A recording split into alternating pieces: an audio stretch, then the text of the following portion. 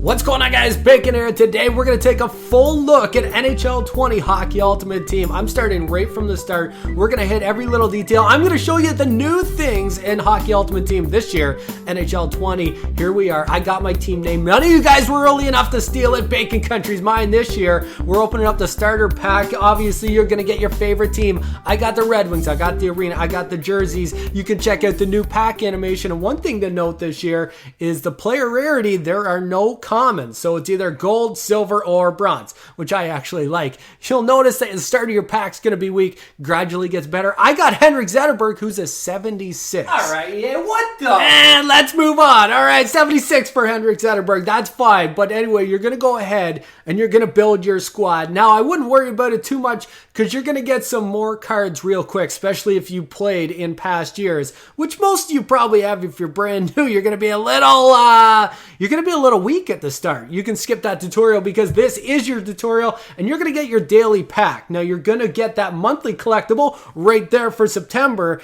and that's how you're going to get those master icon cards, or you can trade them in for other sets. I'm going to suggest master icons, but because that's how you're going to get the legends this year. And some of those cards are looking pretty good, so you're going to want to save up those icon cards to cash them in to get up to a 90 overall. We'll take a look at that in a bit. But right now, we're going to look at those loyalty reward packs, and I'm going to open up a couple of them. I'm just going to give you a feel of what the quality of cards that are in these loyalty reward packs. You're not going to get, I doubt you're ever going to get a Connor McDavid or anybody like that, but you're going to build the base of your team. So you're going to get out of the 50s, probably out of the 60s. You're going to be around the 70s, right? You're also going to notice a couple new cards. Look at the jersey number 91 card. Now, I got to assume that all that does is you can change the jersey number. I don't even know for sure, but I gotta assume that's what it is, right? You can look like Sergei Fedorov out here. Sergei Fedorov in this game, there's a lot of good legends or icons in this game. I don't know if Fedorov's one of them or not. But anyway, let's get to the pre-order content, something which I don't have in this video because I actually don't have it. But if you pre-ordered,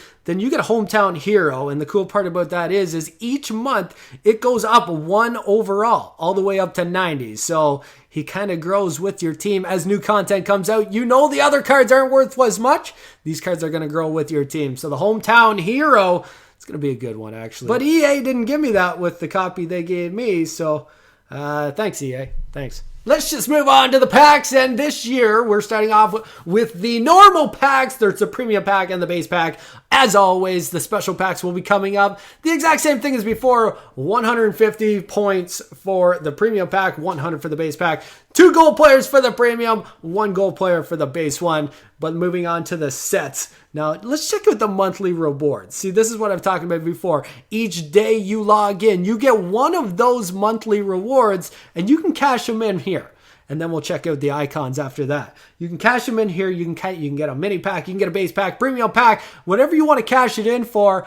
I would suggest going for the old icon, right? The icon collectible, because that's how you're going to get the best. Maybe you want to roll the die. Maybe you want to try to get an 83 to 85, whatever you want to do. But I think these are where the most bang for your buck is. These are those icons I was telling you about. Early on, these are going to be the best cards in this game, and people are going to be trying to get them pretty quick. So don't sell your icon collectibles too cheap. I think you can sell them anyway. Don't sell them too cheap because people are going to want these. That's my guess, because these go all the way up to 90. You need 9 of them to get a 90 overall, but those are going to be the best players probably for a while until we get some updates. So we get some team of the week, still we get some player of the game, all those kind of things. These are going to be the best cards. But anyways, after opening up all those packs, this is kind of what your team's going to look like. I'm in the 70s, all the way up to 81. I got the Nuge. I got the Nuge there. Zibanejad. I got Henrik Zetterberg.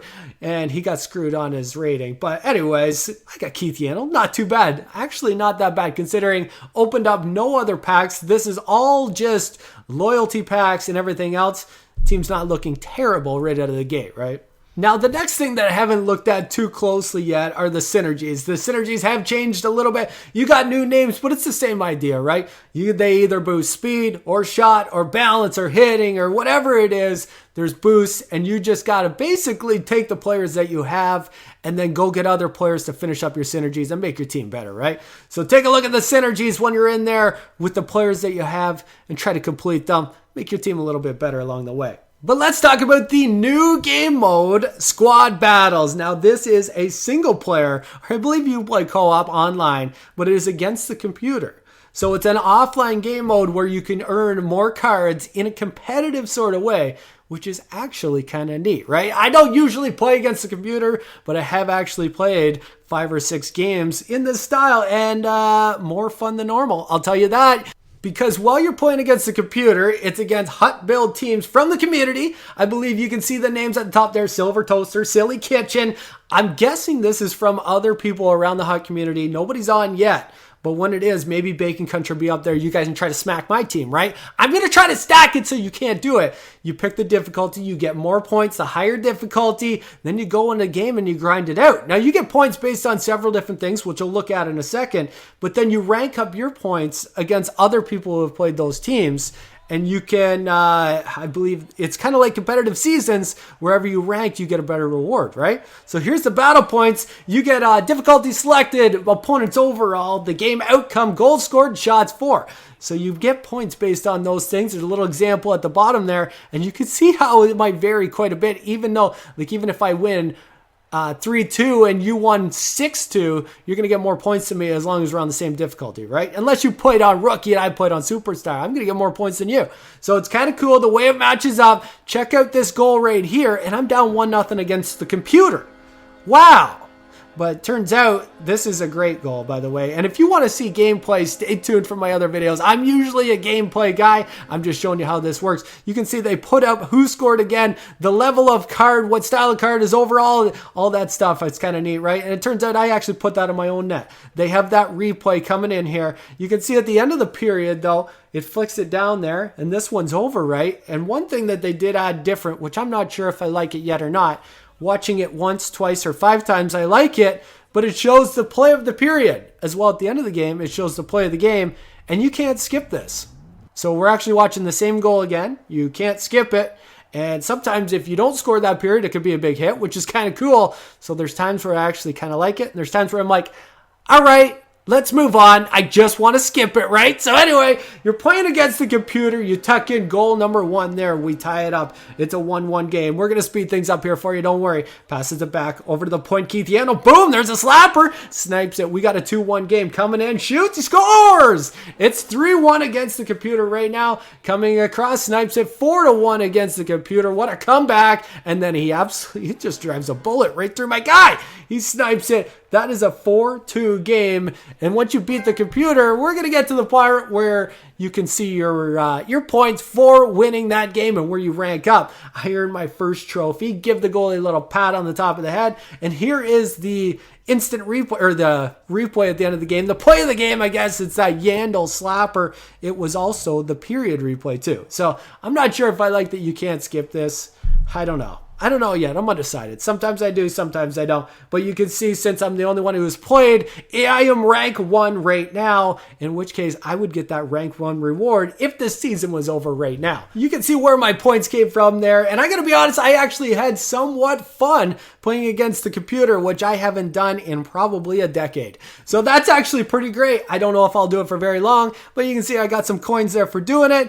This is something that I think EA did a good job for people who don't always love grinding online, or at least want to build the squad without getting smoked online. This might be a good one because it's a little bit competitive there. You can see I just won that 1 game, and then every so many hours you can reset the teams and play against other ones. So you can actually bump up your points, try to get better points. You can see I'm rank 1 right there, and as of right now, I would get that purple reward pack.